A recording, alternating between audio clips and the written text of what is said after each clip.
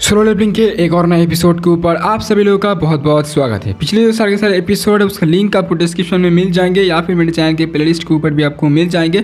तो अगर आपने नहीं देखा है तो मैं ये बोलना चाहता हूँ कि पहले वो सारे के सारे एपिसोड देख के आओ, उसके बाद आके ये वीडियो को देखना। तो चलिए दोस्तों शुरू करते हैं आज की इस पहले वीडियो को एंड जानते हैं आखिरकार इस एपिसोड के ऊपर क्या क्या चीज़ हुआ है। एपिसोड की शुरुआत में दिखाया जाता है क्रिस्टोफर रेड को, जो कि यहाँ पे अपने घर के अंदर सो रहा था, लेकिन यहाँ पे उसको जो है यहाँ पे मतलब अच्छे से नींद नहीं आ रहा था, उसको थोड़ा सा प्रॉब्लम हो रहा था, थोड़ा सा अजीब फील आ रहा था उसको। इसीलिए क्रिस्टोफर रेड जो है यहाँ पे उठ जाते एंड वो यहाँ पे बाहर आ जाते एंड वो यहाँ पे अपने वाइन के ग्लास के ऊपर यहाँ पे वाइन वगैरह डाल रहे थे एंड वाइन को पीने ही जा रहा था। लेकिन तभी यहाँ पे हमें दिखाया जाता है कि यहाँ पे वाइन के जो यहाँ पे ग्लास थी वो यहाँ पे टूट जाते, मतलब क्रिस्टोफर रेड सोचने लगते कि वाइन की ग्लास यहाँ पे टूट गया, लेकिन यहाँ पे टूटने की कोई साउंड भी मुझे नहीं आया। यानी कि क्रिस्टोफर रेड को ऐसा कोई भी साउंड आ नहीं रहा था। पूरा यहाँ पे जो मतलब जो उसका जो घर था पूरा सन्नाटा था, यहाँ पे कोई भी साउंड वगैरह नहीं आ रहा था। क्रिस्टोफर रेड मन में सोचने लगते हैं, मतलब वो थोड़ा सा अब डर जाते हैं, क्योंकि उसको जो है यहाँ पे मिसेस सेलिना ने आके बोला है कि संग जी ने जो है तुम्हें मदद करने के लिए आ सकते हैं एंड तुम जो है अभी खतरे में हो।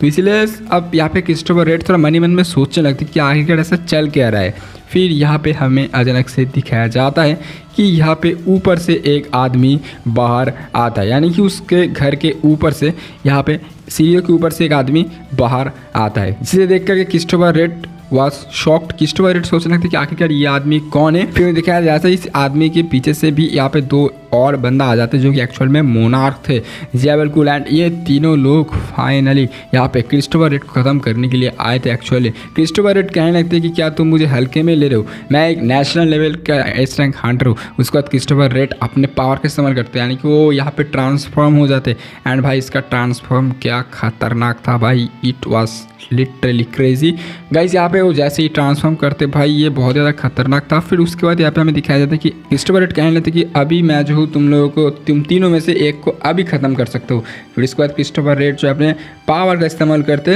एंड पावर का इस्तेमाल करते हुए यहाँ पे उन लोगों के ऊपर अटैक कर देता है। भाई ये अटैक का जो ऑरा था बहुत ही खतरनाक था। यहाँ पे बिल्डिंग के बाहर तक ये उसका अटैक का जो ऑरा है वो यहाँ पे बाहर आ चुके थे एंड यहाँ पर जो हमारा सीन कट हो जाते हैं। फिर हमें दूसरे सीन के ऊपर दिखाया जाता है कि यहाँ पे जापान के ऊपर आज यहाँ पे लास्ट दिन था यहाँ पे जिनू का। जिनू यहाँ पे जापान से जाने वाले थे एंड यहाँ पर जिनू अपने कार के अंदर बैठे हुए थे एंड बहुत सारे कार थे जो कि जिनू को मतलब गार्ड करके रखा हुआ था एंड जिनू जाने वाले थे। एंड रास्ते के दूसरी साइड यहाँ पे मतलब दोनों साइड पे भाई इतना ज़्यादा लोग आए थे जिनू से मिलने के लिए।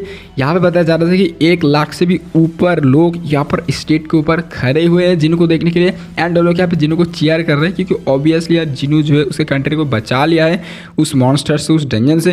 तो यहाँ पे मतलब जिनू ये साइंस देख करके थोड़ा सा खुश हो जाते हैं, लेकिन बेरू यहाँ पे जिनू को बोलता है कि माइकिंग तुम यहाँ पर थोड़ा सा रिस्पेक्ट दिखाओ इन सारे लोगों को, यानी कि इन सारे लोग तुमसे मिलने के लिए आए, तो तुम थोड़ा सा हैंड को राइज करो, मतलब बोल रहा है कि हैंड को थोड़ा सा ऊपर करो ताकि ये लोग खुश हो जाए। लेकिन यहाँ पे जिनू कहने लगते हैं यार ये सारी चीज़ बेकार है, ऐसी कोई बात नहीं है, कोई ज़रूरत नहीं है इसकी। फिर हमें दिखाया जाता है कि जिनू जो है यहाँ पे थोड़ा सा मन में खुश हो जाते हैं। लेकिन हमें दिखाया जाता है कि जिनू फाइनली यहाँ पे फ्लाइट पकड़ के कोरिया जाने वाले थे। जिनू यहाँ पे फ्लाइट के सीट के ऊपर जाके बैठ जाते हैं, लेकिन अचानक से हमें दिखाया जाता है कि जिनू के सीट के पास यहाँ पे एडम वाइट मौजूद थे।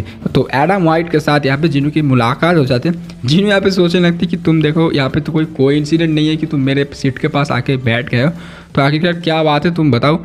एंड या वो यहाँ पे एडम वाइट का नाम भी पता था जिनू को, तो इसलिए एडम वाइट कहने लगते कि क्या तुम मतलब मेरा नाम भी तुम्हें याद है, तो ये तो बहुत बढ़िया बात है। लेकिन यहाँ पे जिनू कहता है अबे भाई तेरा नाम वगैरह मुझे कुछ याद नहीं है, ये तो मुझे वेरू ने बताया है। फिर उसके बाद यहाँ पे एडम वाइट कहने लगते कि चलो ये सारी चीज़ें छोड़ो, यार मैं तुम्हें एक चीज़ बताना चाहता हूँ, यानी कि मैं यहाँ पे तुम्हारे पास आके बैठा हूँ, इसका मतलब है मैं तुमसे कुछ डिस्कस करना चाहता हूँ कुछ यहाँ पे चीज़ों के बारे में। उसके बाद यहाँ पे एडम वाइट लैपटॉप प्ले करके यहाँ पे जिनू को कुछ चीज़ दिखाते। यहाँ पे एडम वाइट जिनू को एक्चुअली यहाँ पे क्रिस्टोफर रेड को बारे में दिखाते एंड यहाँ पे जो चीज़ देख करके जिनू वाज शॉक। जिनू बोलने लगते हैं आखिर जैसे चल कह रहा है यहाँ पे, जिनू मतलब पूछने लगता है कि यहाँ पे चल कर रहा है एंड ये लोग कौन है। एंड यहाँ पर हमें दिखाया जाता है फाइनली क्रिस्टोफर रेड जो है मर चुका है जी बिल्कुल। एंड फाइनली यहाँ पे जो एडम वाइट थे वो यहाँ पे एक और चीज़ दिखाना चाहता है। एंड फाइनली यहाँ पे एडम वाइट जिनू को एक पिक्चर दिखाता है जो कि एक्चुअली जिनू के पापा के पिक्चर थे भाई। जिनू इसे देखने के बाद बहुत ज़्यादा मतलब शॉक्ड हो जाते।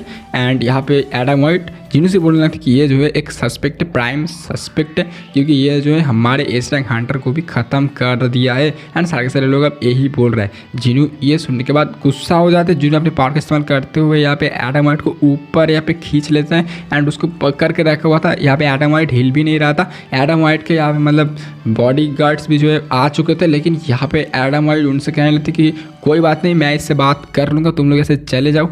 फिर यहाँ पे जिन्हों बोलने लगते कि आखिरकार तुम तो पता है ये कौन है। एडम वाइट बोलने लगते कि मुझे पता है, इनसे एक अजीब तरह की माना आ रही है, ये जो है डंजन से बाहर आया है। एंड तुम जो सोच रहे हो ये शायद से वो नहीं भी हो सकते, क्योंकि पूरी दुनिया इसको एक प्राइम सस्पेक्ट बता रही है एंड ये हमारे यहाँ पे एस रैंक हंटर को भी ख़त्म कर रहे। तो यार तुम थोड़ा सा शांत हो जाओ। जिनू आप यहाँ पे थोड़ी सी शांत हो जाते।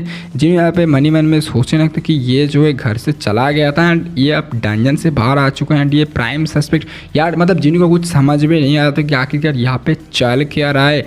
फिर एक्चुअली यहाँ पे मतलब जो एडम वाइट थे कहने लगते कि कल जो है यहाँ पे यूएस के ऊपर जो भी यहाँ पे मतलब गैदरिंग होने वाले, क्योंकि जहाँ पर मेजर गिल्ड्स के सारे बंदे आ रहे जो कि रिप्रेजेंटेटिव करने के लिए। एंड यहाँ पर जो है कल इसके ऊपर ज़्यादा फोकस किया जाएगा, यानी कि इस एस्पेक्ट को ढूंढने के लिए, क्योंकि अभी तो ये चीज़ मतलब सारे लोगों को पता है, लेकिन अब ये चीज़ को मीडिया को भी पता चलने देगा ये सारे लोग, क्योंकि अब जो ये बहुत ज़्यादा बड़ी प्रॉब्लम है। एंड जिन्हों तुम्हें ये सारी चीज़ वहाँ पे जाके पता चले इससे पहले जो हूँ मैं तुम्हें ये बता दिया हूँ, यानी कि एडम वाइट यहाँ पे जिन्हों को ये सारी चीज़ बोलने लगते। लेकिन यहाँ पे जिन्हों उसके बाद थोड़ा सा यहाँ पे मतलब शांत हो जाते। फिर हमें यहाँ पे जो सीन है वो यहाँ पे कट हो जाते।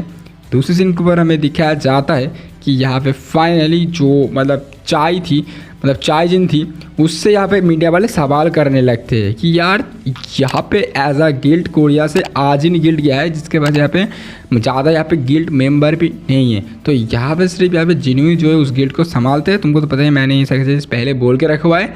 तो यार ये जो मीडिया वाले थे एक्चुअली चाइजिन को थोड़ा सा मतलब उकसाने की कोशिश करते हैं। बोलने लगते कि कोरिया से तुम क्यों नहीं गए, तुम्हारे पास इतना बढ़िया गिल्ड है, जैसे कि तुमको पता है हंटर गिल्ड यहाँ पे मतलब कोरिया से जाना चाहिए था।